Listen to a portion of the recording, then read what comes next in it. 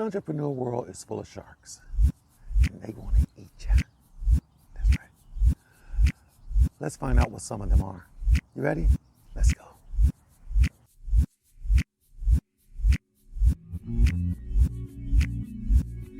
Hey, this is the new Bruce, and welcome to another episode of the show. Today we're talking about entrepreneur sharks. They really want to eat you. They want to get you. And let's talk about a few of the ones that are out there.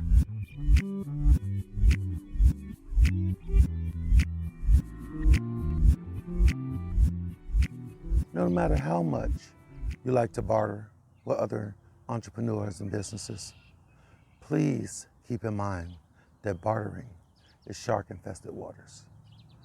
The worst thing about bartering is when you trade skills or services or product with someone and you do everything that you said you would do and they do nothing. This can become expensive because you're wasting your time and you're wasting your money. You know, giving away products to people in exchange for them to promote them, that's bartering. And you know, you have another entrepreneur and you trade a service with them. You know, they'll promote your stuff if you promote their stuff. And yet they're not doing it, or you get nothing out of it. That can really do you some damage in a business, especially if you do too much of that. Bartering can be good. Some people have access to things that you need. And if you can get that kind of free or cheap, I mean, that's not a bad thing to do. But sometimes you get what you pay for, and you didn't pay anything, so you get nothing. You get nothing.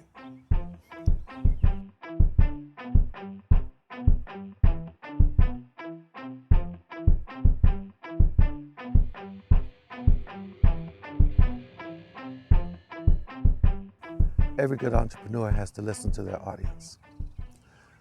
A shark-infested waters for that is when you don't listen to your audience, when you don't pay them any attention, when you ignore the comments that they make. You know, and you should really take that serious, because nowadays in this world that we live in, there are people who have no problem and will quickly give a comment, response, or review to something they don't like.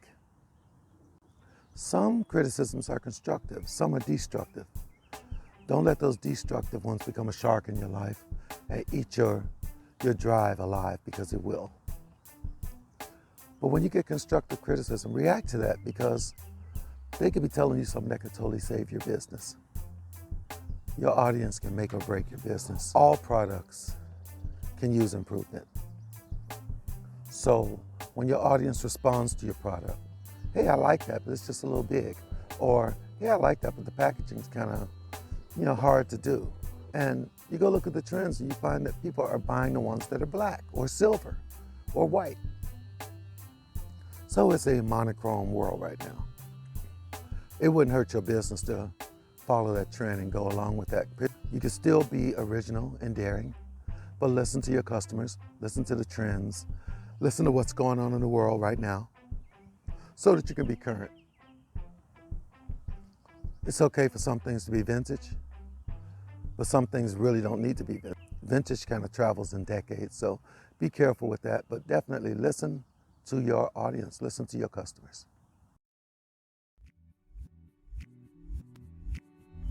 You ever sabotaged yourself? You ever became your own shark? Have you ever been that person that did yourself in? And that is something that you have to watch as an entrepreneur, because we love what we do. And sometimes when we're doing it, we tend to self-sabotage ourselves because we're taking it so personal and we're living in our own personal world. I was self-sabotaging myself. My niche was so broad and so general that when people would go through my shop and they would look at things, they would get lost in all the stuff that they didn't come for, you know? And that's a form of self-sabotage, when you're so caught up in what you're doing that you're only thinking of yourself, and your customers feel like that. You know, if you're not supplying a need for someone, you're self-sabotaging, because everything should supply a need. If you're gonna sell it or you're gonna market it, it should provide a need. It should provide a solution to the problem. That's simple, yeah. And if the only need it's fulfilling is yours, you're self-sabotaging your business. Think about it, won't you? Thank you.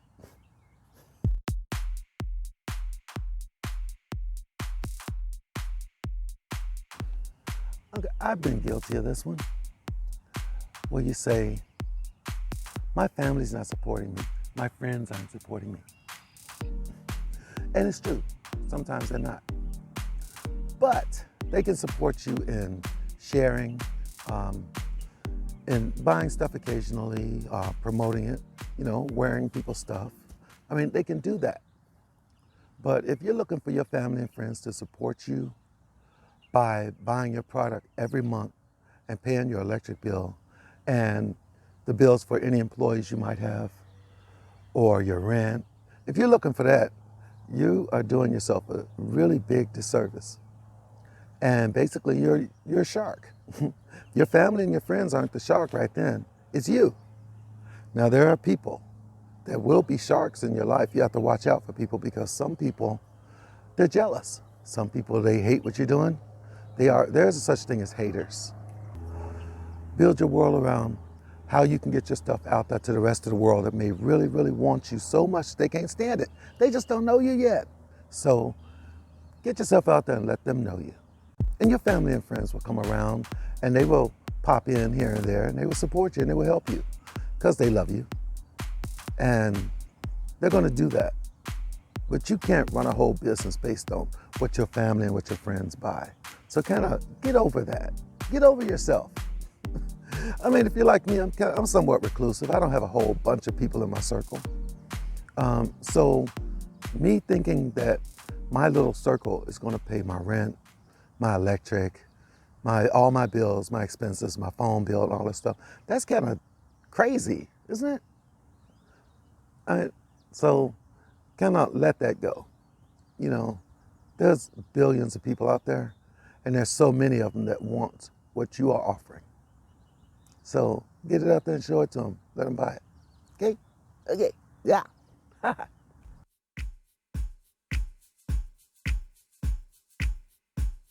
Entrepreneurs who don't do any research whatsoever. We're in a day where a lot of people just believe what they see. It's really unfortunate. I don't want to say they're gullible, but I will say that so many people believe what they see. They don't go back and double check. This is very evident online in social media. There's so many things that are posted that are spam or manipulative or selling things that are pushing. And they know the game. They know how to get you to get in there and get absorbed. And then they hit you with the big bucks. Do your research, because if you're going to do something that you love, don't you want to know who to show it to? Market research. You have to do market research. Research on everything.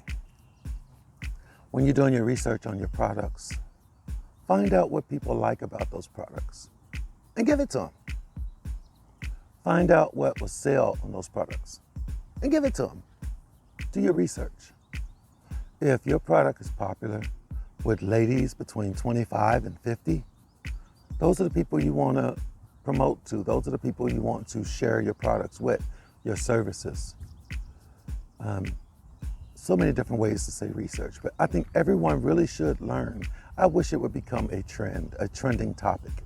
There's so much misinformation in the world right now that you have to do research. You can't just trust everything on the internet. Back in the day before internet, because I'm old enough to do that, back in the day before internet, you couldn't believe everything people told you. You had to be very discerning because there was no way to really find out quickly like it is now. And there were liars back in those days. There were manipulators. But now the internet has made that so much easier. So do your research. Well, friends, it's the end of another video. Please like, comment, and subscribe. Let me know what you think about it. If you have ideas for a new show, please let me know. I'd love to hear what your thoughts are. And I post new content every Monday. Thank you so much. Thank you for coming in. Today's show is brought to you by musicfab.com. Creative shirt designs expressing music and love. Thank you. I got planes coming by. Let me wait for the plane to come by. Oh, planes, the plane.